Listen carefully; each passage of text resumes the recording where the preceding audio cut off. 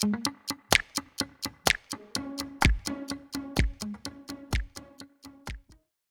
besties, it's Juju, KP and TT. Tools down, time to chat work, life, well-being and relationships. And you're listening to Let's Take It Offline. Welcome to the Take It Offline podcast. We're excited to be here and ready to share with all our listeners. We're three young professionals in our late 20s and 30s and currently working at some of the largest companies in the world whilst navigating life in all its aspects.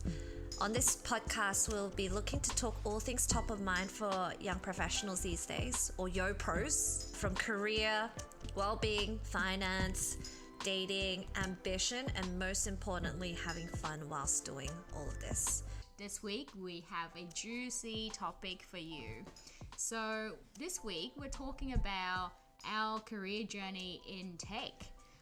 A lot of you out there is probably wondering, what do you even mean by tech?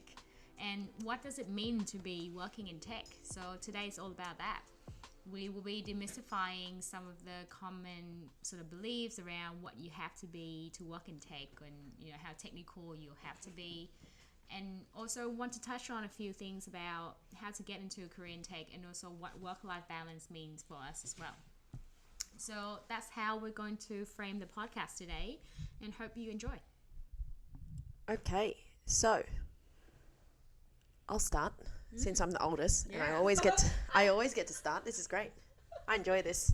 So, what does it mean to be in tech for me?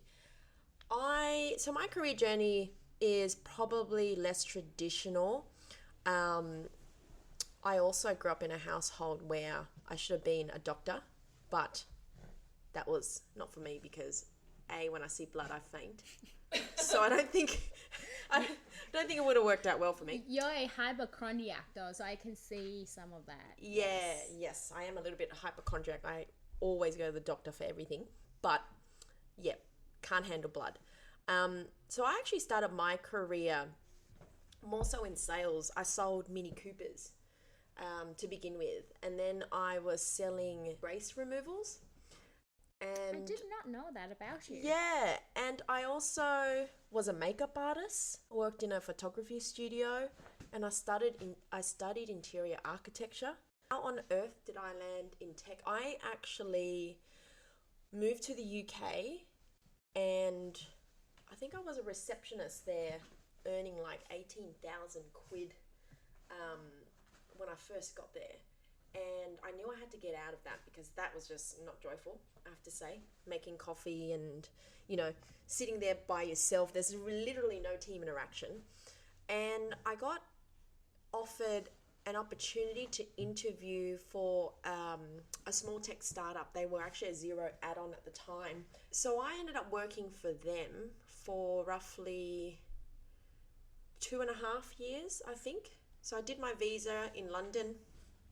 My visa ran out, came back to Australia. Luckily, they also had an office in Barangaroo. Brilliant. So I got to come home and go straight into that role, and I got a bit of a pay bump. Happy days.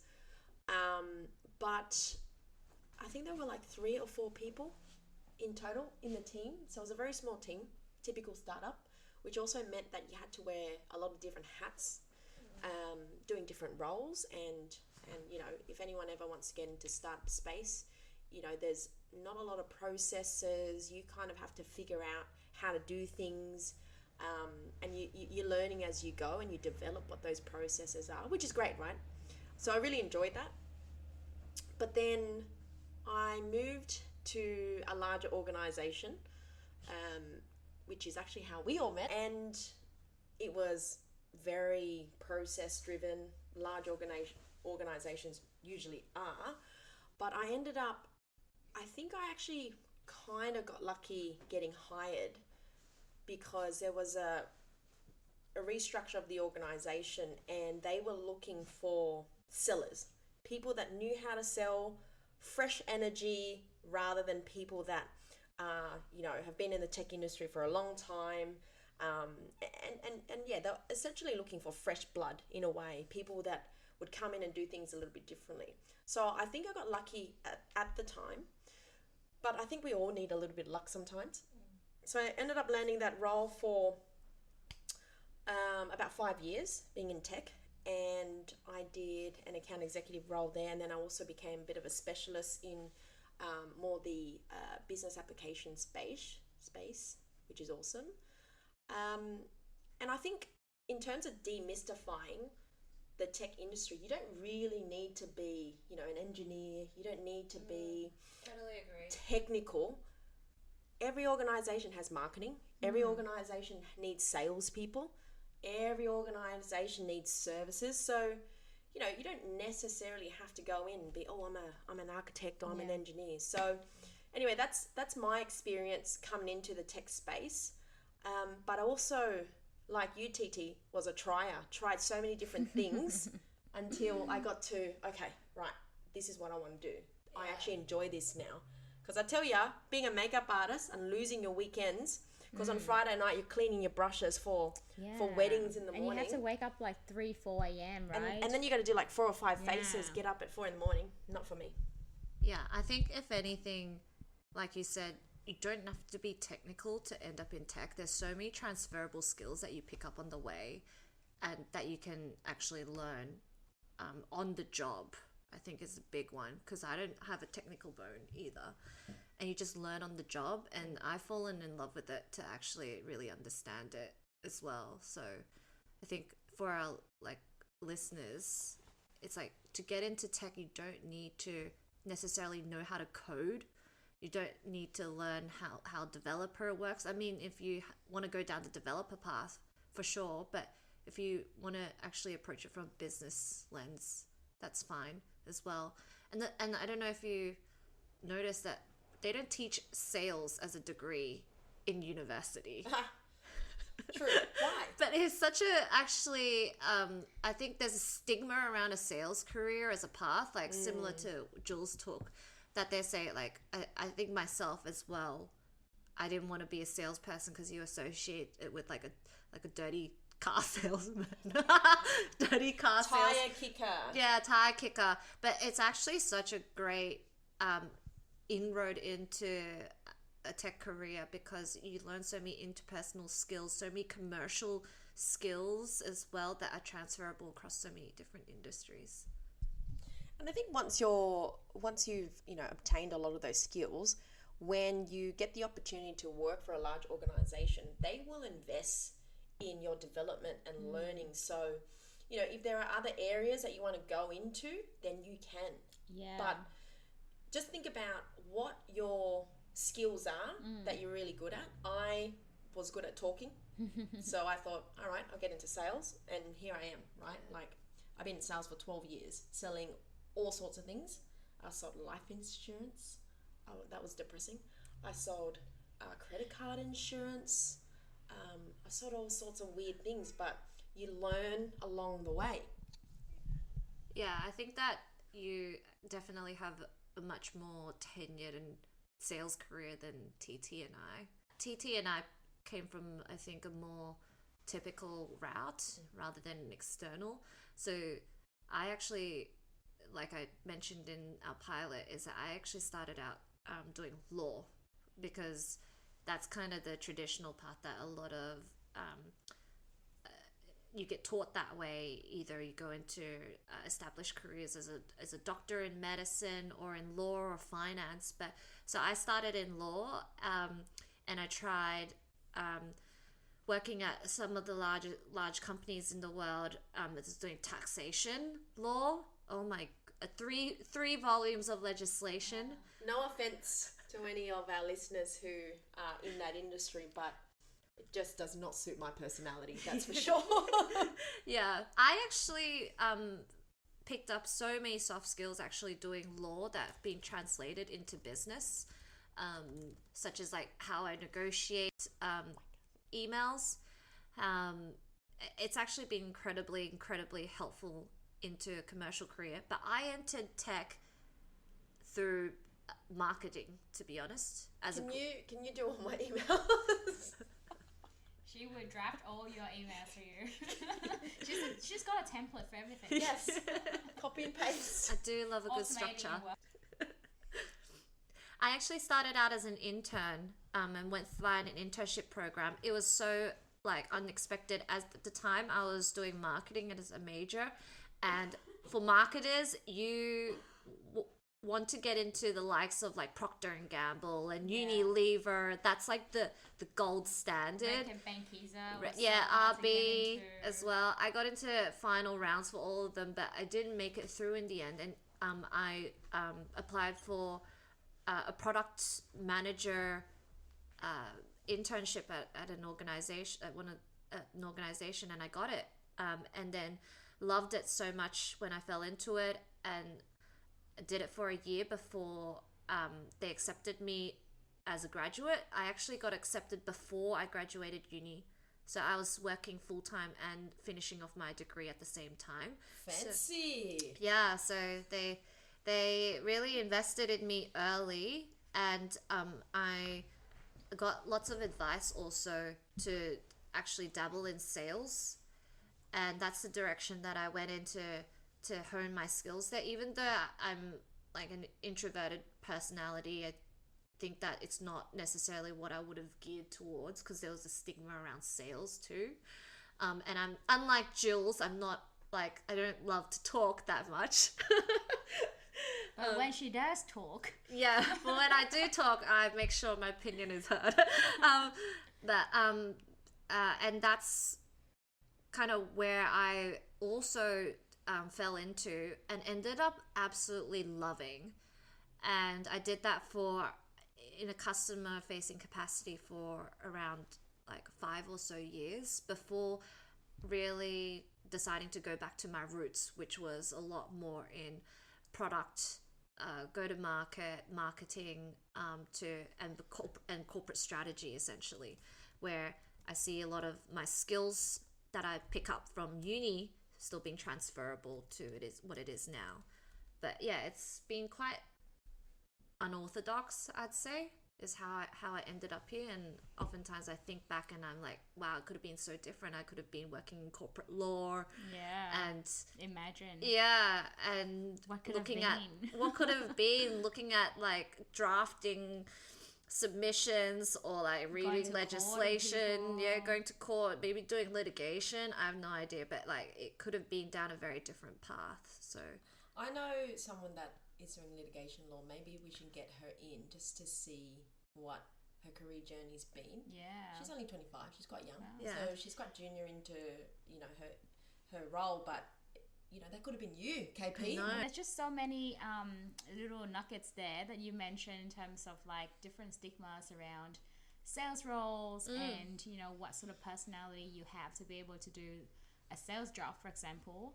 And I think we should really unpack that in the next episodes around career. I also think as well that no matter what you do, like you always sort of leverage your previous experience to get you to where you want to go next, right? And if I were to think about my journey, like when I came to Australia, I was 19, and my very first job in Australia was actually to work at Macca's. Like I literally started. Stop! Wow. I didn't know that about I you. literally started working. Like first of all, you have to like clean the tables and the bathrooms, and you get promoted. You get promoted to like cashier, and then like I was doing fries in one of their like most busy stores, which was really interesting. And I remember I went to Sydney University, and the career officer was like, you need to think about like how you position your job, right? Like don't just say that, oh, like I worked at McDonald's. What does it mean? Like McDonald's, one of the biggest organizations in the world, and they actually have like all of their processes and things like that down pat. And there's just so much that you learn from there that can be applied to your next job. Yeah. And that was one of the most important career advice I've ever gotten. 100%. Yeah. I also started in fast food in Subway. Ah. And the way they brand it is, I was a sandwich artist. There you go. Always an artist. Always an artist. While we're there, I worked at Walk in a Box once upon a time as Look well. at that. So We all had As a chef? stint in definitely not as a chef. food and beverages. I mean, I think when you're going through university, we've got to pay the bills, right? Exactly. I did. yeah. I was waitressing at a restaurant for like 6 or 7 years as well. Yeah. So, I mean, I wasn't sure how far back we wanted to Yeah. go, but I mean, for me, it was the matter of just getting some sort of experience here in the first place. And from there I sort of did a bunch of unpaid work experiences. I even interned at one of the magazines in the city, and literally got to work on this mothers and babies magazine, and we were packing like prizes for mothers of the year awards, which I thought was so interesting. But I grew up in a family where my parents owned their own business, and it was around clothing and textile. So when I was growing up, I always thought that I will become like, I work in fashion or work in retail or something along those lines. And then that's why I decided to do marketing in uni. And I also did accounting as well, because that was my way in to get my permanent residency in Australia. But one thing led to another. I was doing a group project with this girl, and she was actually doing an internship at the same company that KP mentioned. And then I was like, well, you know what, I'm just curious. I'm just going to tag along to see what it's all about. And I applied to the internship and somehow got it. And I was doing it part-time while I was doing my honours thesis in marketing. And then from there, I was not as lucky as KP to be able to get a grad job with them. But I moved to another tech company. Hated it. I stayed for 8 months, and I went back to the original company and joined them as a grad again, which was probably one of the best things that ever happened, really. You got to meet me. Yeah, and we got to and we got to experience a whole bunch of like overseas trips together, right? My first job as well was with the APAC team, with the team based out of Singapore. So I got to travel to Singapore, Vietnam, Cambodia. We did trips to Dublin, to America. So yeah, it was a really diverse experience. And I also started out in marketing similar to KP. And I thought to myself, it just gets really tiring to tell salespeople what to do. I was like, I just want to get out there and do all the things, like invite my customers to events, like track all the leads and, whatever opportunities coming out of events. And then, so it's like, right, I really want to get into sales. And one of the key reasons for that as well is because I just find that with sales, like, it's almost like psychology. You kind of have to understand the behavior. You have to understand what make them tick. And then from there, you work out how to gel with people. And that's one of the key skills I think you can build for yourself in your lifetime. And so I went down that path, and, initially the sales managers were like, we think you can do a sales job, but you haven't had any customer facing experience. So why don't you try something kind of in the middle? And that's how I became a technical account manager. And then within 18 months, I positioned myself for a sales role, and I got accepted and actually took over from Jules from her old sales job. And yeah, I've never looked back since. And, from that time, I actually moved to another organization now, working with one of the most amazing organizations in the world, working with customers in a segment I'm super passionate about. So for me, it's all around, not to be too absorbed in where you are, but think about your current experience as a stepping stone for your next job and where you want to go. Yeah, I love that. I think one of the things that I reckon we've all discovered is that in tech, it's kind of like a career playground rather than a career ladder. You can move across different disciplines, different roles, depending on how you want to develop as an individual. You don't necessarily need to do that with a technical background. And you can always learn on the job as well.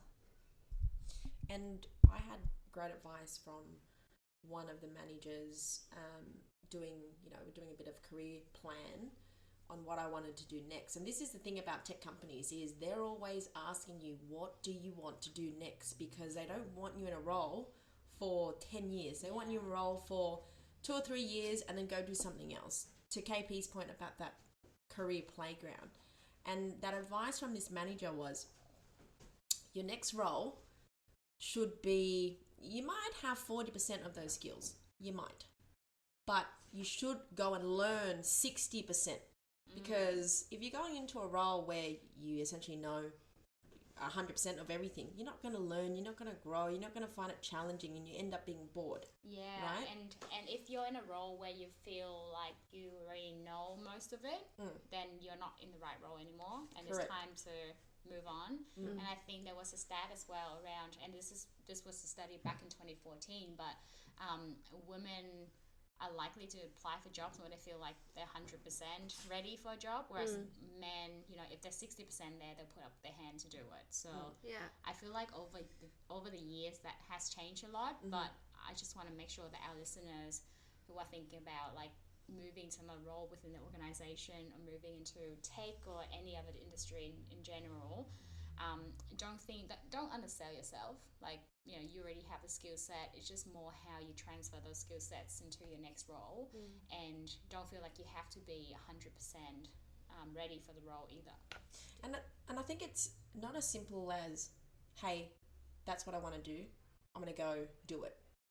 You've got to pull together a band of supporters, sponsors, coaches, mentors within the organization to kind of prove your value in a way, but also use it as a learning point when you do get feedback from them to say, hey, these are the key areas that you need to improve on.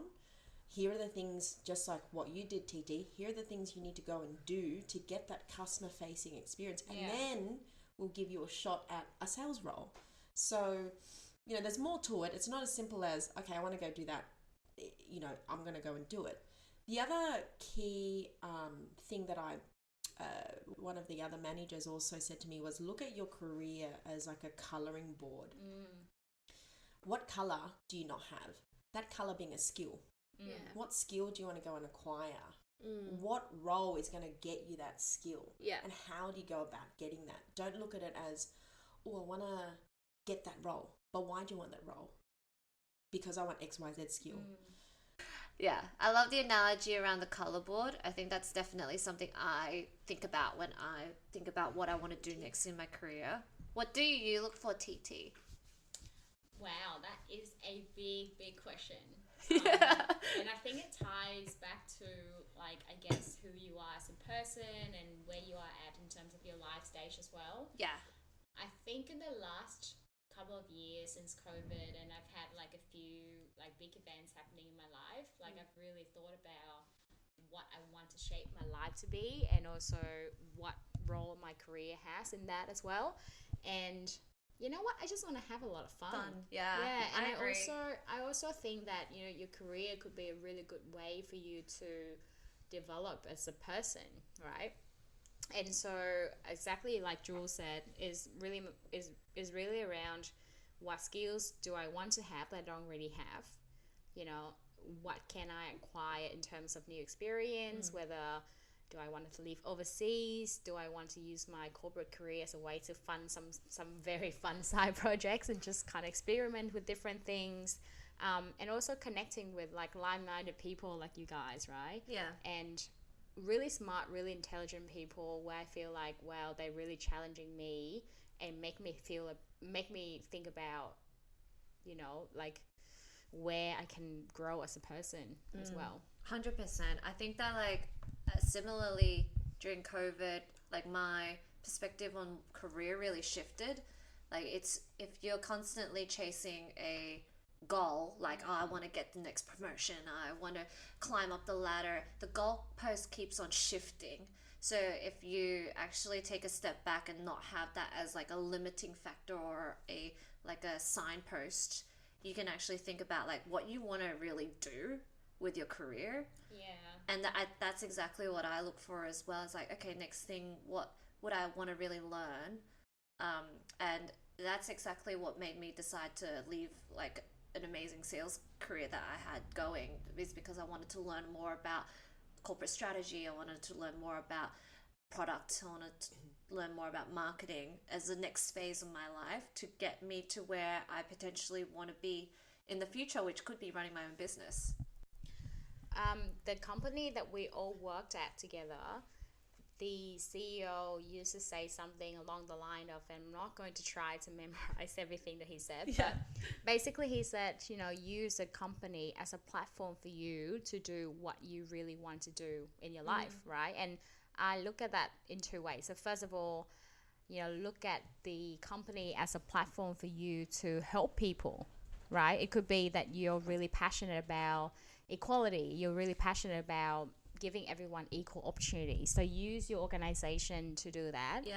And also the second angle to that as well is use your corporate career to, not just as the means, like be on and all, but also a means to realizing things that you want to do. So there's no harm in you saying, I just want a really crazy job that pays really well so I can do, fun things on the side. Yeah.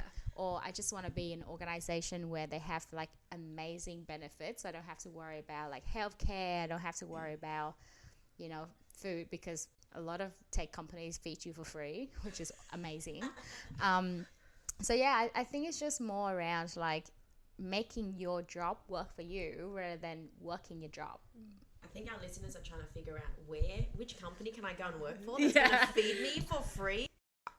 I loved what TT just said, because essentially is whatever your purpose is, you can essentially find that in an organization and use them as a platform to help you feel fulfilled. And obviously we're going to probably talk about, we can unpack that in another session around fulfillment. How do we find fulfillment in the workplace? It's a much deeper topic. But can I just say what I look for? Yeah. Is for some time I was chasing the dosh. That's why you had a long sales career. I had a long sales career because It's a golden handcuff. I was chasing the dosh, and I tell you, I had no idea the potential I could earn. Okay, and when you triple your target, Jules, was that at that time?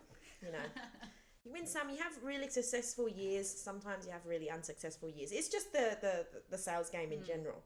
But I think it's okay if you're at that point in your life where you just want to make a shit ton of money. Yeah, I agree 100%. I think that walking away from said golden handcuffs is very hard. Yeah. There's a big opportunity cost that you have to weigh up, but that's certainly something I had to consider when I was changing companies as well.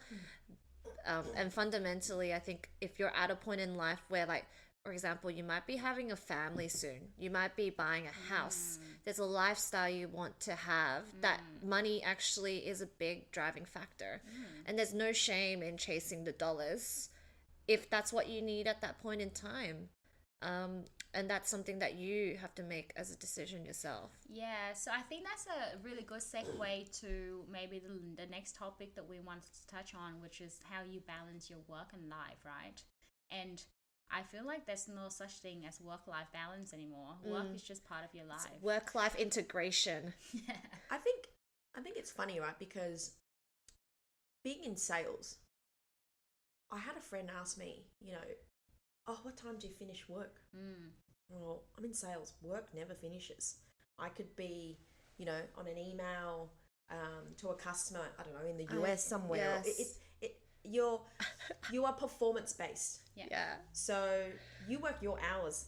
That's the flexibility that companies like these large tech companies that we talk about give you.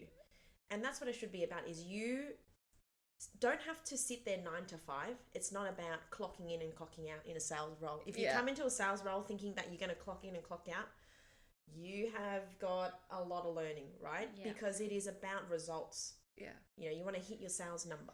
I agree. I remember, like, I was trying to close a deal on Christmas Eve on a strawberry farm.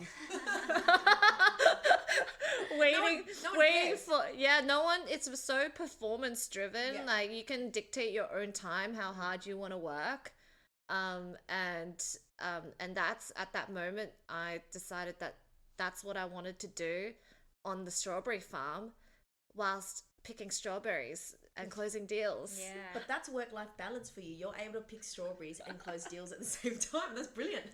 And I'm currently working with this US company. We've been working on this opportunity for a year now.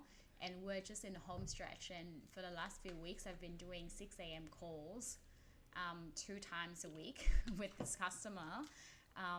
But then, after my call, like I get to go for a quick serve or go for a walk before I actually go back into like my 9 to 5, which I really appreciate. And I think we have to acknowledge the fact as well that we're super, super lucky. And I think the three of us are very grateful that we actually in jobs where, we get really good compensation. We have really good sort of work-life balance.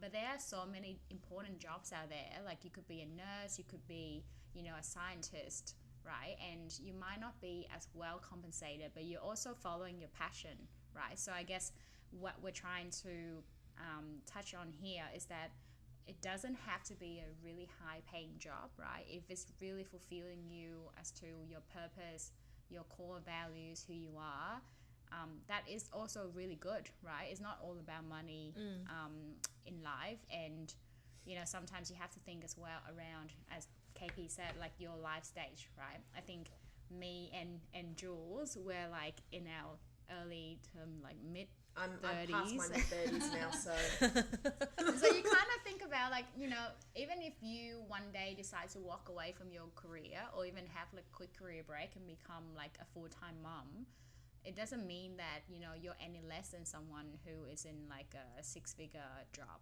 Yeah. I think it's also, very empowering when you see all these women that have, I don't know, 2, 3, 4 kids, and they're still in sales roles, and they're still on their laptops at all times. Can I just say they're all very sleep deprived? Yeah. I mean, look, each their own. But I think, this is probably also a bit of a segue, but we can certainly talk about other taboo subjects like how much do we earn? Hit us up on our Facebook page. Let us know what you want to hear about. We'll segue into the last topic now.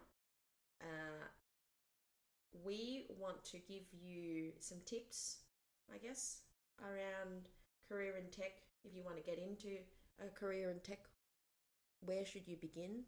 Yeah, I think that's a good place to start.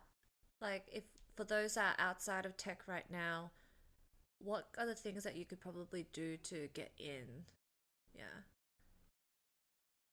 I would say I would say that one of the things is firstly, take a look at what you're currently doing and what are the skills that you're picking up on from your job that can be transferred across multiple organizations. So for example, if you're having a finance career right now, that there are plenty of finance roles at these companies that you could actually move into and then step into something else as your next role.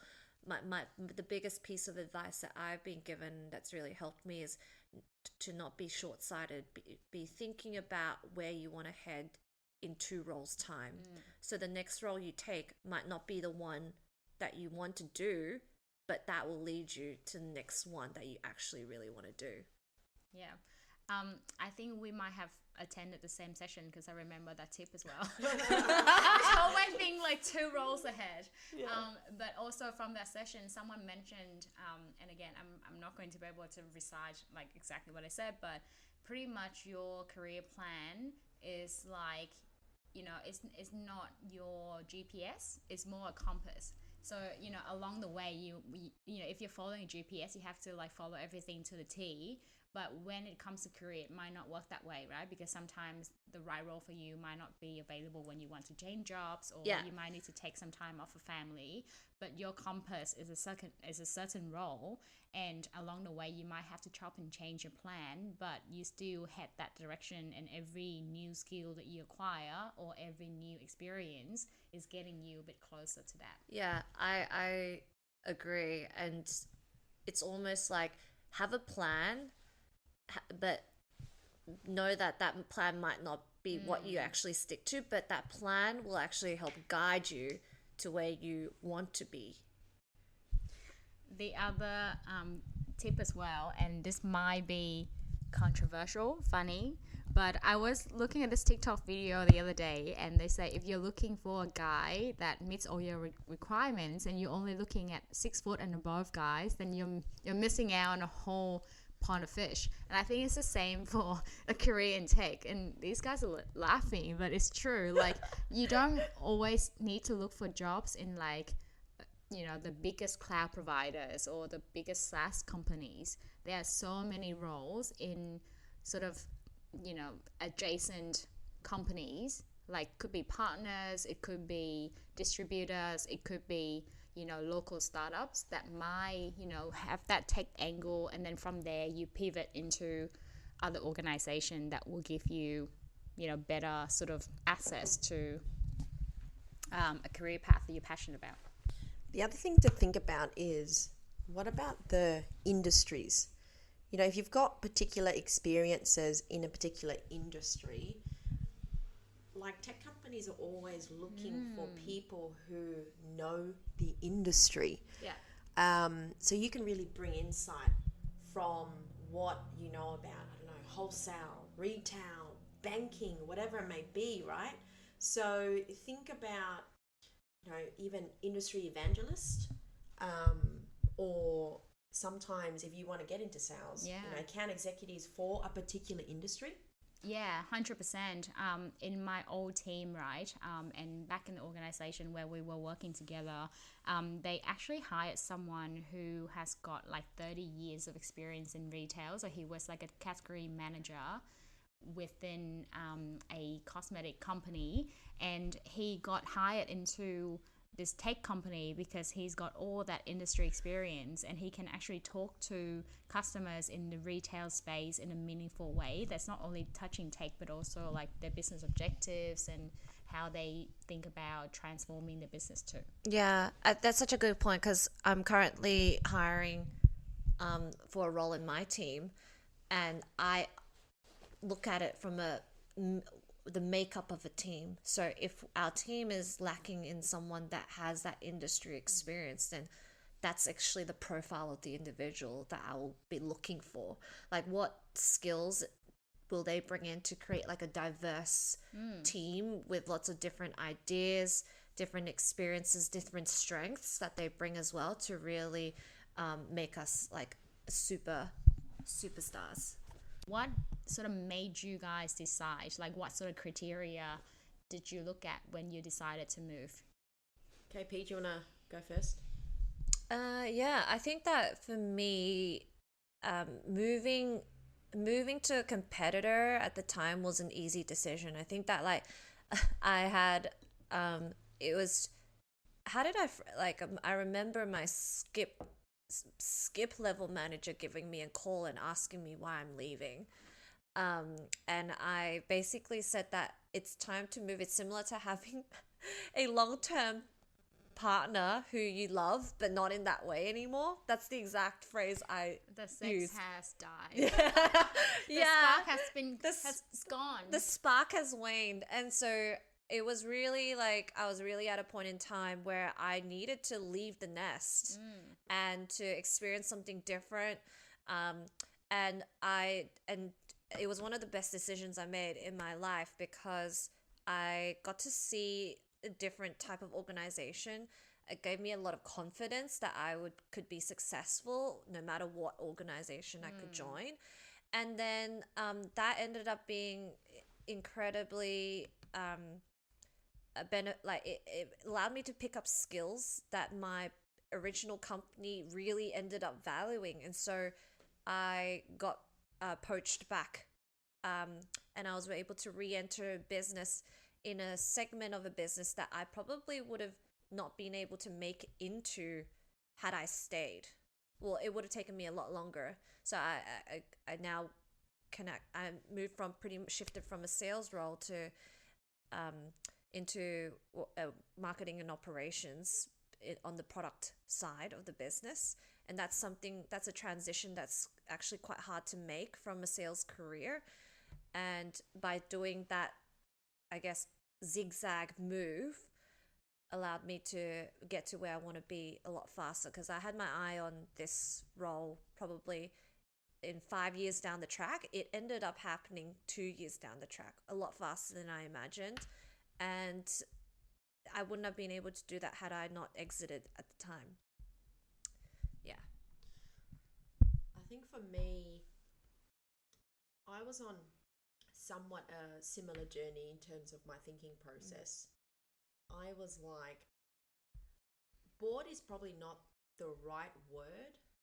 Looking for a new challenge. I was just looking for something different. And I think sometimes when you're in an organization for a long time, I felt like I was just really drinking the Kool-Aid too much in a way. Like I knew how they... You're in the bubble. Yeah, I'm in the bubble and I needed to get a fresh perspective. Like one manager said to me, Jules, the grass is not going to be greener on the other side. I am on the other side now and I can tell you it's not greener. It is more challenging. It's totally different. You know, this organization that we keep anonymizing, it's a huge organization, right? So somewhat you do have a cushion under your ass a little bit. But when you leave a company that gives you that cushion and you suddenly go somewhere where the cushion is ripped from your butt, you're doing all the hard yarn. So I essentially moved from a, 150 or 200,000 people organization to maybe 10,000. That is still a lot of people. Still a lot of people, but the scale is a little bit different, right? Yeah. So for me, as you guys heard earlier, I'm always chasing the dollars. They offered a great incentive and compensation package. So I thought, you know what? I need a fresh perspective. I'm going to take it. And so I took it. Yeah, I can relate to both of you actually. And I was at the previous organization for about 6 years. So I started as a graduate, as I mentioned before, and then I stayed and I pretty much got a really good experience moving from marketing to technical account management to sales. And then at some point, I was like, it's definitely time for a new challenge, and definitely, there's definitely life outside the bubble, and I just need to go explore for a little bit. But to Jules' point as well, like it's so much easier for you to increase your earning potential when you move from one organization to another, especially if you're joining a competitor. So if financial compensation is something that you care a lot about, it is a good strategy.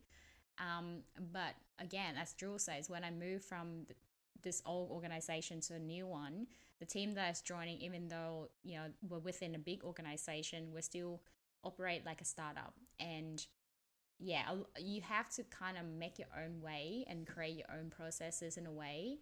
But what appealed to me was the segment that I got to work with, because growing up with a family, with a small business, I've always been really curious about, how people set up businesses, the ideas that I have. And in this role right now, I get to work with, founders, I get to work with startups, and it is actually what I really enjoy, right? But I guess if you're thinking about moving roles, going to a competitor, and, I think one of the key things, or I'm not even going to say tip because, who am I? I'm none the wiser. Yeah, this is not career, like full advice. Yeah, but this is not personal advice. This is not personal advice. It's more just, I'm really glad I did all the things that I, like the due diligence in the lead up to taking the role. Like I talked to 2 different people on the team. I talked to other people working in organizations to understand what the culture is like. But you can even go as far as like understanding the HR policy, what's important to you, right? If you're in childbearing age and you think that you really want to think about egg freezing or fertility benefits, then, make sure that you tick all those boxes, because when you're in an organization, you want to make sure that you're performing. But for you to perform, you need to have all of your bases covered as well. So, yeah. I think the other thing to think about is the type of person you are. What is the cultural fit? Right? Like, does a culture in a large corporation, does that fit for you? Or do you prefer working in, a startup? Or you just got to think about where do you flourish in particular types of environments. Yeah. People, leadership. So that, culture is not just, hey, do we go out for drinks? It's about the entire organization and what works for you. Yeah, I completely agree with that. I think that was actually a key sticking point for me, is that what the company stands for and the company values really needs to align to you, because I think that if you're operating not in alignment with your values, you will actually feel it. You won't enjoy it. And so finding an organization that you actually really believe in their mission and what they stand for, I think is really important. Going back to TT's point on making sure that the company works for you, not the other way around. Yeah. So, hey, we cover so many different topics in today's episode, and I think this is a really good sort of, if you will, like a teaser or like a bit of a taste for you to understand, what our future episodes around career might look like, because we have so many different paths that we can explore. But I really like what you said there around as well, like aligning your values to the company or the career that you're going for. And I think that's actually going to be our next podcast episode, isn't it, Jules? Yeah, so look, we hope that you've enjoyed our second episode and getting to know the three of us. We'd also like to get to know you all as well, so please comment on our Facebook page, our social media, rate and subscribe us, because that's where we get the opportunity to understand what you want to hear about and what kind of opinions or potential advice that we can provide based on our personal experiences. And to TT's point, the next episode is all about introspection, understanding who you are, your values. Do you recognize particular behaviors about yourself? And how do you actually go about figuring that all out and aligning with you as a person, your core, and also managing a successful career? Yeah, because how would you know what will make you happy and fulfilled and, being the best self that you can be if you don't know what it is that is your core self, right? Absolutely. So much to unpack. But for now, thanks for listening. Let's take it offline.